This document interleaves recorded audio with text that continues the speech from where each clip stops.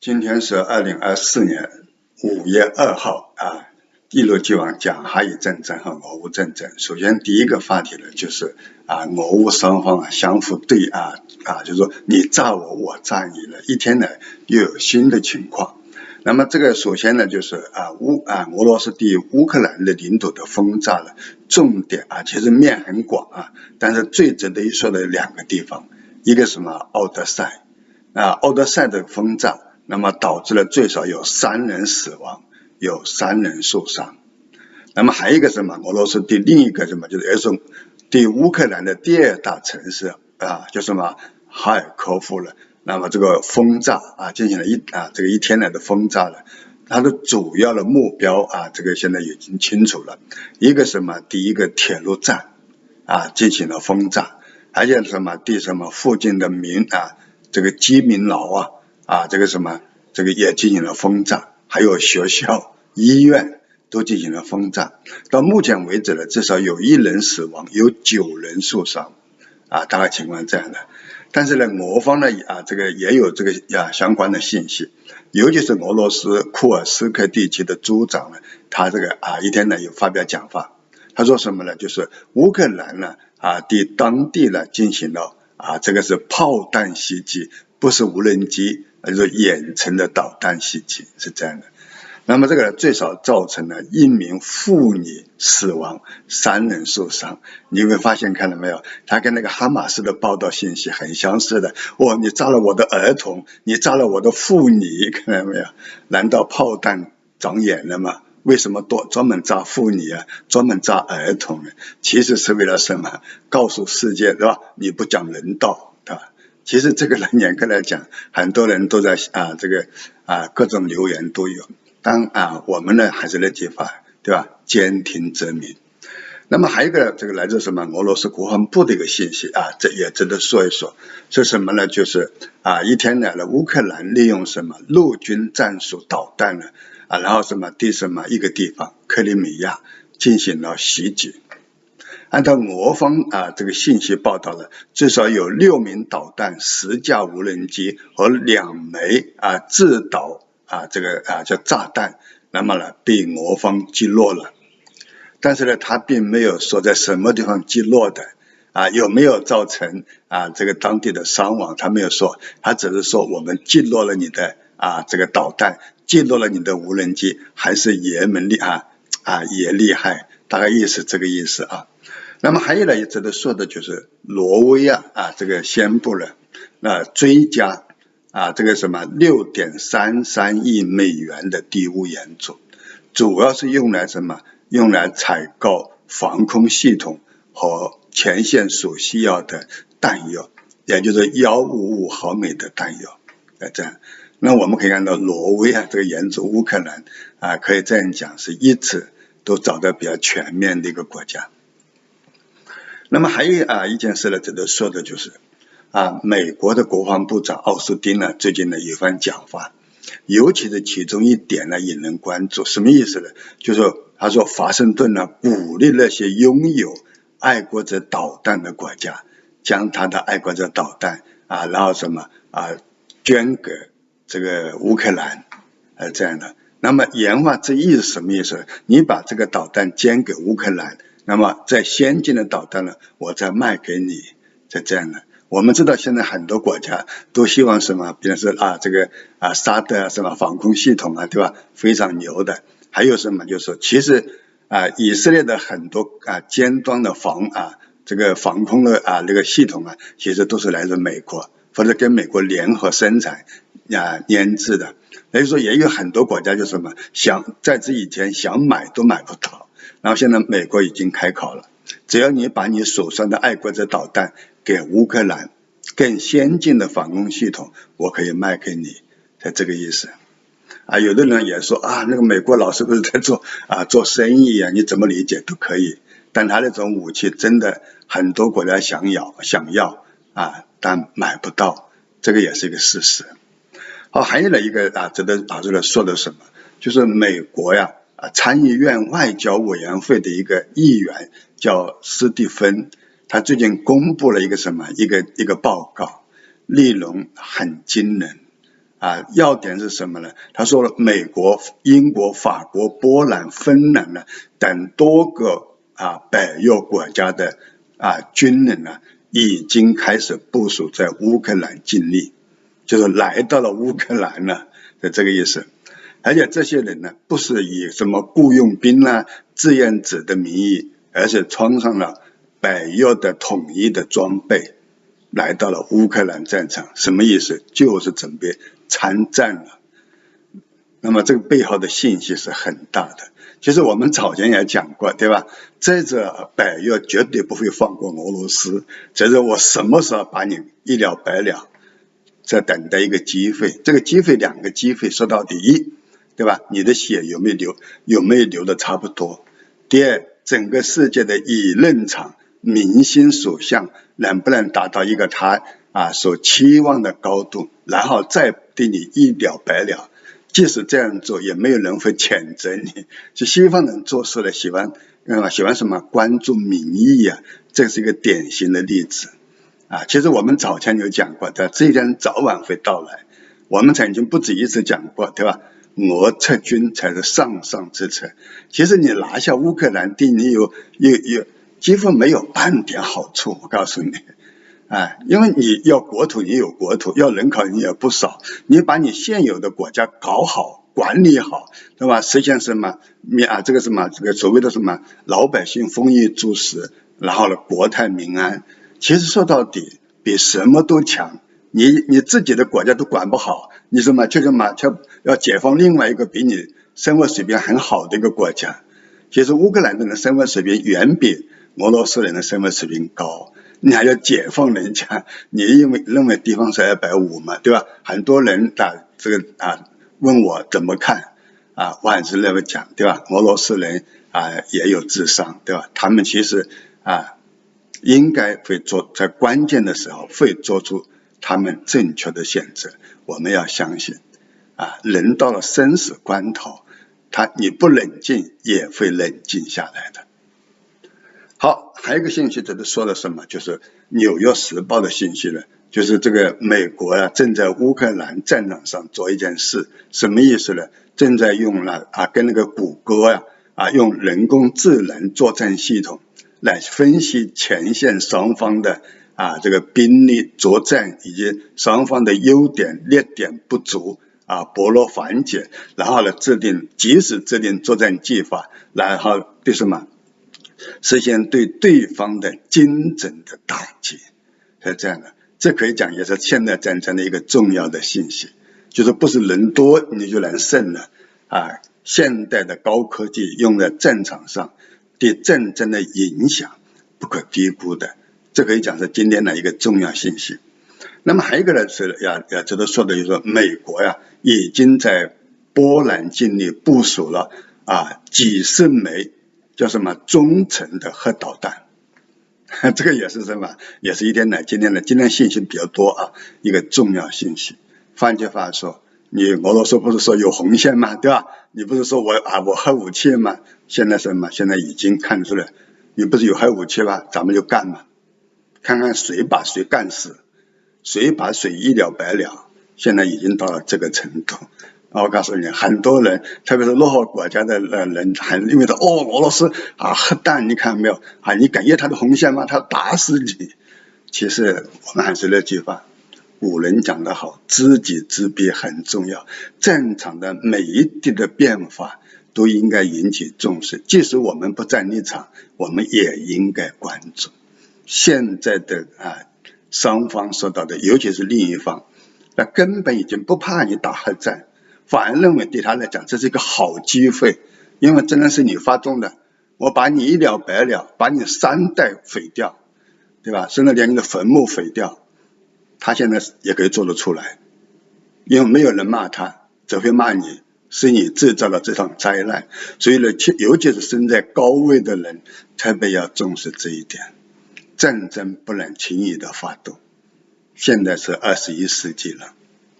好，还有一个值得说的什么，就是俄罗斯总统这个最近宣布这个是将一家在俄罗斯长期从事经营业务的意大利的一家企业，其实是民营企业、私人企业，把他在俄罗斯那个企业的资产、工厂设备全部没收，然后作为什么国有叫国有。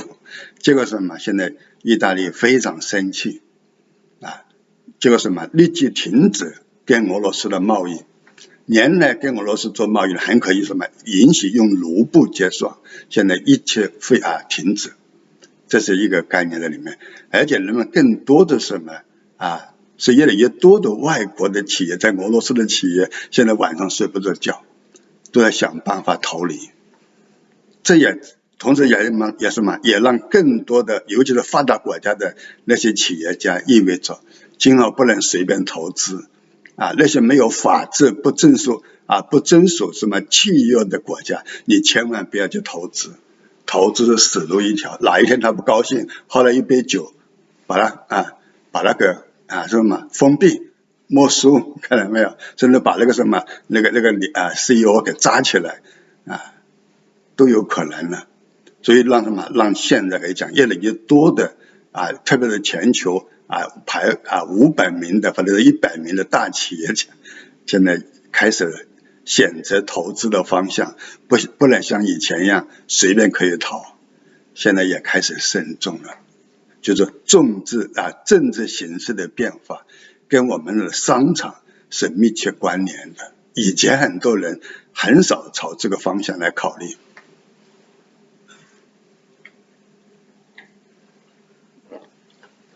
好，我们继续。那么还有一个信息什么？是来自德国图片报的信息，是什么意思呢？俄罗斯可能会对乌克兰第2大城市就是哈尔科夫，包括苏美地区可能会发动一场大规模的进攻战，然后把这2个地方占领。现在目前呢，俄罗斯军队的最新的动态已经集中了大概4万俄罗斯军人4万多人，而且指挥官就是我们昨天讲的他也认为可能就是斯洛维金大将就是普京准备重新启动他这是一个。好，现在我们再花点时间讲一下了一天来的这个俄乌战况首先第一点呢就是什么？就是东部战场，其实应该是东这个靠近北面的战场，就是库比扬斯克和莱曼这个地区。那么经过一天呢，这个最近几天呢，俄军呢在当地呢正在重新集结进行这个战场的重新部署。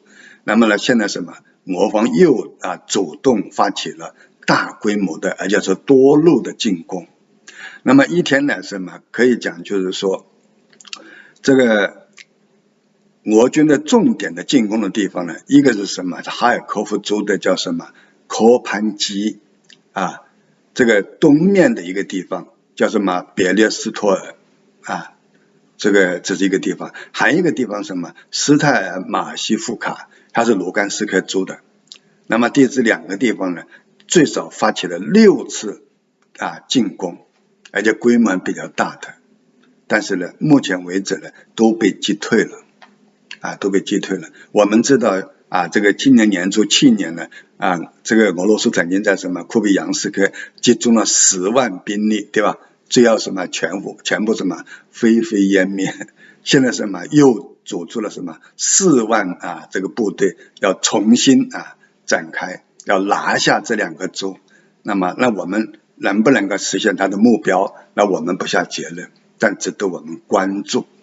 好，还有一点呢，知道吗？就是在南顿涅茨克前线的一个地方叫什么？就是克拉斯拉格里夫卡南面的一个材料厂整个工厂和地区已经被俄军给控制。换句话说，在这个地方俄军是有进展的咱们实事求是。另外还有一个地方叫什么？叫舍普琴科公园这个一天来了战斗非常激烈，而且在我做视频的此刻这个战争还没有停下来，战斗还在进行当中这个也是人们关注的另外呢还有了什么？这个在阿夫迪夫卡前线呢一天来了，这个俄军继续操作这个一个地方叫什么？叫奥切列蒂尼这个是什么？这个地方现在看来了，奥切列蒂尼呢，应该基本上被俄军给占领了。然后呢，他从这个地方出发了，沿着铁路线向西北方向推进而且呢，目前呢这个控制了附近的一个叫什么种植园我们知道乌克兰的农业其实很发达的，发达的一个重要原因是什么？他们完全是商业化的，就是像欧美一样搞农场全部机械化的，都是现代化的农业其实一个国家的农业要发达，必须要什么找现代农业的发展道路。用传统的什么一把刀一把什么铁锹这么一张垒还有什么一头牛来耕种，要实现农业的这种大发展很难的。这点我们所有有爱国之心的人，我相信都应该，特别是有对经济方面有所了解的人，其实要看到这一点。尤其是一些农业大国，对吧？你不改变，你要说让你的整个国民经济要大的发展很难的。好，我们继续。但是呢，这个最近呢有个视频呢就是刚才讲的这个种植园面积蛮大的，结果什么？看到这个视频令人吃惊，就到处都是尸横遍野换句话说，基本上一个平米左右就躺下了好几个就是参战的士兵的尸体。但这个尸体里面大部分都是俄军，因为俄是进攻的一方，乌是在战壕里面是坚守的一方，所以乌军即使死也会死在战壕里，对吧？但真的战场上的平原上大部分都是俄军，所以阵战很残酷。另外还有一个值得关注的什么，就是扎波罗热这个前线呢，一天来这个有两个地方，一个什么叫罗伯季涅南面呢，这个阵道可以讲也是一天来很激烈的，而且呢，俄军在这个方向呢是有进展的，向前推进了大概是200米左右200米左右。还有另一个地方叫维尔波维的西面呢这个俄军呢一天来也发起了多轮的进攻，但都被击退了。那么另外还有一点什么？一天来了乌克兰军队对什么克里米亚发起了大规模的导弹袭击。那么这个是来自乌方的信息，我们前面讲的是俄方的信息，我们看看双方信息到底有多大差异。有的网友告诉我这个廖师，俄方的信息最好不要说我们要有这种心叫什么宽容之心，还是那句话，监听很重要。好，现在我们继续说到这里我再强调一下就是那个又有不少网友问如何得到我的2本书我还是那句话我不一一回答，因为什么人太多，对吧？不一一回复。如果你真的感兴趣了，你留言给我我会回答给你就可以了好的，保持联系。好，我们继续那么克里米亚的这个大规模的炮弹袭击呢，它的目标呢，你可以看一下有几个，一个是什么？是俄罗斯南部军区的防空司令部所在地遭到袭击，还有附近的一个军用机场詹科伊机场又再次遭到猛烈的轰炸，这是一个。还有什么？这个俄国的俄国防部位于什么叫切诺莫尔斯基的一个指挥部也遭到轰炸，它应该是设在克里米亚的一个分部。还有新菲罗波尔黑海舰队在克里米亚所建立的一个基地也遭到袭击。还有什么萨克斯基地区的俄军第31防空师的导弹基地也遭到摧毁性的轰炸这个我就不一一念了。但是值得一提的是，这是乌克兰呢这个用的什么海马斯加陆军战术飞弹，射程在300公里以上的打击克里米亚的，你看没有，全是俄方的军事目标，而且全部精准的击中了目标。这个可以讲也是一天的战场的一个重要信息。这也说明了什么？美国援助的陆军战术飞弹射程在300公里以上的，不仅已经抵达了乌克兰，而且已经参战了。现在我们再讲一下的就是最新的哈以战况，有几点值得关注。一个是什么？就是美国的国务卿，他最近呢在中东访问，现在已经来到了以色列，跟以色列总理会谈之后呢，在一个公开的记者会上呢发表讲话。他认为停火协议不能再推迟了，不能再找任何借口。他要求什么？哈马斯你认真考虑如果你这次你不接受就是以色列提出的新的这个建议，那换句话说，整个哈马斯在加沙你就别想再存在了。大概意思这个意思他认为这个事情呢是已经到了关键时刻，而且他认为以色列这个提出的新的停火的这个方案，他认为是当下最好的，也考虑了你哈马斯的未来，是这个意思。那么第二点值得说的是什么？就是哈马斯的高级官员呢，叫沙米他最近他讲针对什么那个布林肯的这个讲话呢，他驳斥了布林肯，他认为呢这个停火谈判失败，不能把责任都推给我们，难道以色列没有责任吗？是这个意思。但是他最后有一句话，我们正在认真的对以色列提出的最新的停战条件正在考虑当中，那就意味着还是有回旋余地的，对吧？好，还有一点呢值得关注的是什么？就是这个有一个国际有名的这个一个什么叫什么多哈研究院安全与军事研究所一个教授叫什么奥马尔，他最近一番讲话内容还是蛮重要的。他说了以色列军队对这个拉法，就是加沙最南部的一个城市这个军事行动升级，他说嘛已经只是时间问题。如果这次哈马斯不接受以色列新的停战建议，很可能随时会升级。一旦升级，换句话说，就是哈马斯的最后一个基地，还有4000多哈马斯武装分子，可能也会消灭。在这个他考虑这个问题，所以呢，他也建议哈马斯要慎重，要冷静的面对当下的形势。如果你不想被人家一了百了你现在还有一个机会，大概这个意思那么还有一点呢值得关注的就是什么？来自路透社的一个信息，就是埃及目前其实他一直在努力协调，对吧？然后这个以哈的停火谈判，希望呢加沙这个战争能够尽快结束，而且是通过谈判结束。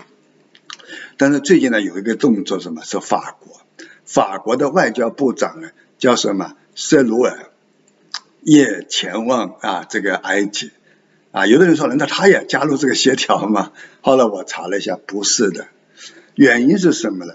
竟然是去年的10月7号哈马斯在以色列国内进行大屠杀，杀掉了1-2千以色列人，而且还逮捕了数百名所谓人质，都是平民。但是所带走的绑架的人质里面，目前最少还有3名是法国人，作为被绑架的人质还在加沙，不知道他们死活。所以呢，法国的外长到埃及也是想经过埃及出面或者说卡塔尔出面，把那个3个法国人能够把他救出来，是这个意思。所以我们也再次看到各个国家对自己的这个平民的关心，对吧？也是可以理解的。好，还有呢这个话题是什么？就是以色列财政部部长最近接受很恼火，他竟然公开发表讲话。他说如果仅仅是要以色列释放33名以色列人质，这里面还包括外国的，加起来33名，我们从而实现对那个哈马斯的停火和停战，他认为这个是非常危险的。他说你今天你看看没有，你今天你这样做了，下一次哈马斯又对你什么进行大屠杀，然后又抓走几百名手无寸铁的平民，然后什么又来跟你什么，你又来什么跟他停战，然后什么，他说终有一天以色列人会被他宰光。这就是千载难逢的机会，而且什么？现在哈马斯已经死的差不多了，你想跟他怎么停战谈判？即使是发现死掉了33人，他说我们也不应该停，就是哈马斯不交还那个33名人质，我们也要把哈马斯消灭。为什么？因为还有上千万以色列老百姓呢，对吧？他们的未来有没有考虑过？你不能因小失大。他说如果你现在为了33名什么错过了千载难逢消灭哈马斯的机会他说以色列的未来令人堪忧。他说如果你这个以色列总统叫什么内塔尼亚胡如果你跟他签订这个协议，他说我立即宣布辞职，我离开你的政府，我不担任你的财政部部长这个也是一天的一个重要信息好，今天话题讲到这里，谢谢大家。